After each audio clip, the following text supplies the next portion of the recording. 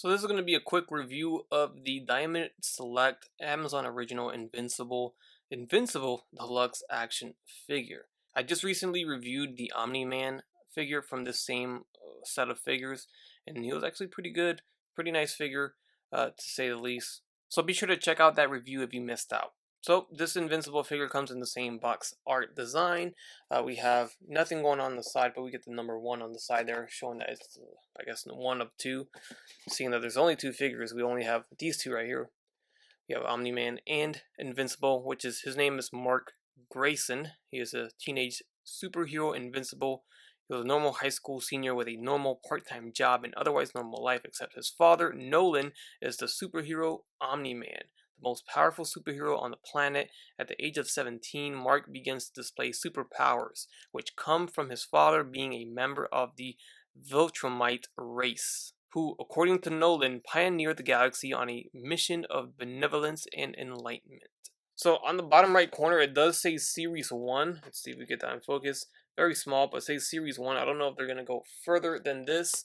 There's definitely a lot more characters they can make from Invincible to show. So we'll stay tuned to see if Diamond Select continues it on, but I guess it all depends on if these 2 figures do well enough. Alright, so here's Mark Grayson out of the box, and the first thing I noticed about this figure is how pale he is.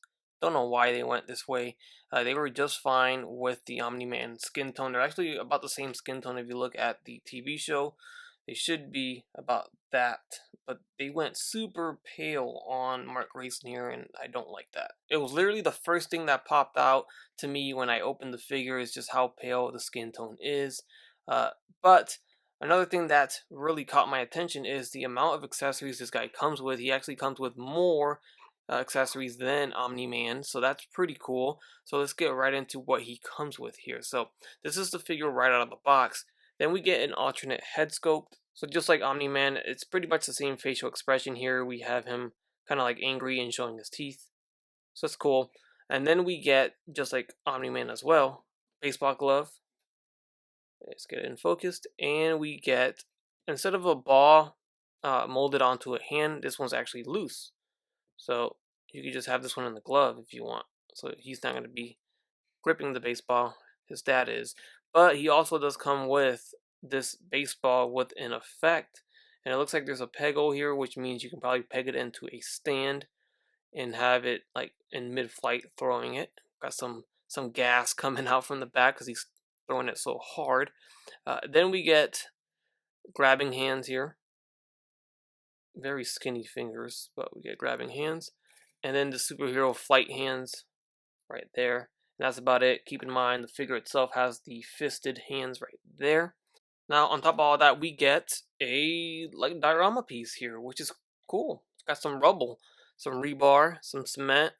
This is just kind of thrown in there, I think, and I was like, wow, that's kind of cool. So I like this kind of stuff. So hopefully they do include this more often. But Omni-Man did not come with anything like this. And then last but not least, this one comes with a stand. Omni-Man did not. But there's a base and there's a stand.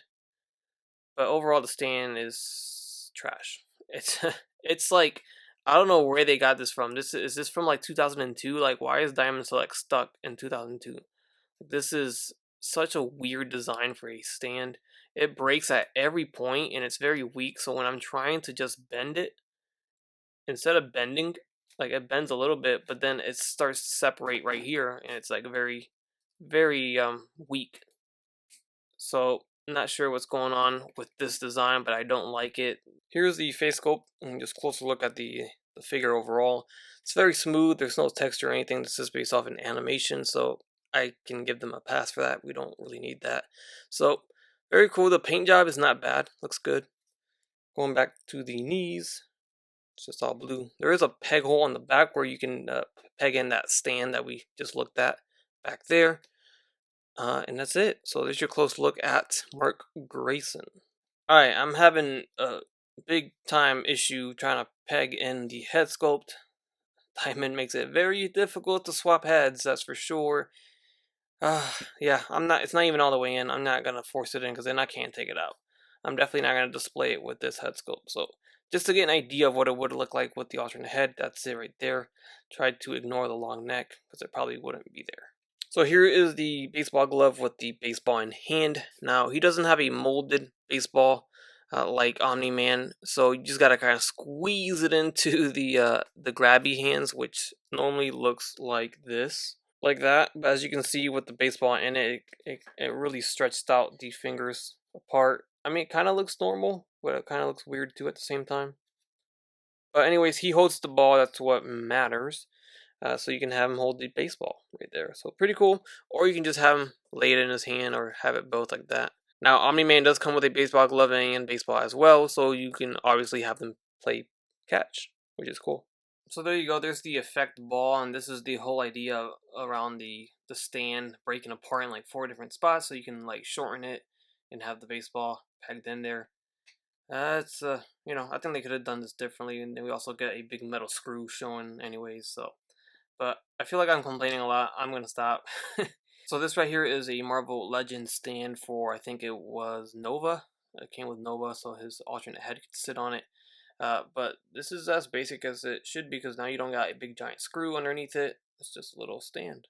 So that works. It actually fits in perfectly to this peggle. In case you have one of these, you can use it.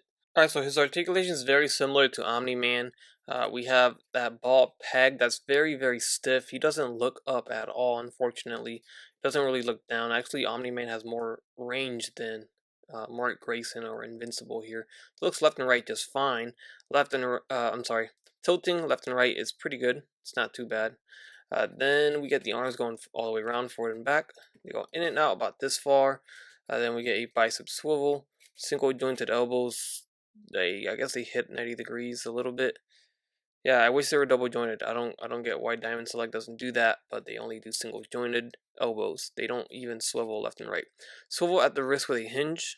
We have a diaphragm joint at the torso that is like almost non-existent because it's so tight. You really can't crunch it forward and back. There's a little bit of movement. There's swivel left and right and some tilting, but nothing very, useful. Legs will kick forward this far. They go back. They go in and out. We get those like DC, UC groin or leg articulation. You can do a full split, but it does cut the thigh. And then we also get these like weird lines for the sculpt there on the side there. Not a fan of these leg joints. I feel like they're outdated, but it is what Diamond Select uses. We have a thigh swivel. We have single jointed knees that bends at a 90-degree bend. Again, wish that was double jointed. We have a hinge at the ankles that goes forward and back, and then we get the ankle rocker there, and then that's it. Alright, so here is our size or height comparison next to Omni-Man, and Omni-Man does stand taller than Invincible, which he should. His father is a little taller, and I think Invincible's still in high school, so he's still growing. And it looks good. This is a nice pair up, of course.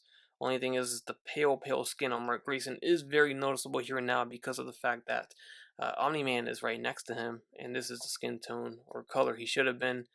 He's not pale like that, like I keep mentioning. So unfortunate, but it is what it is now. We can't do anything about it.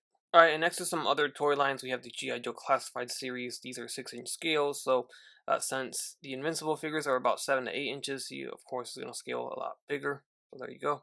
And then here he is. And then here is a Marvel Legends 6-inch Shield Agent Trooper figure next to him. And then here's the 20th anniversary Captain America, which does stand taller than most other Legends, but not as tall as Mark Grayson. And that's going to conclude this review on the Diamond Select Invincible Mark Grayson figure from Series 1. Hopefully you guys enjoyed this video. Overall, the figure is okay. I wish it had better articulation. I wish the skin tone was correct. But other than that, accessories are pretty cool, and it is the only Invincible figure out there right now in this scale. And it's not bad for being the only one.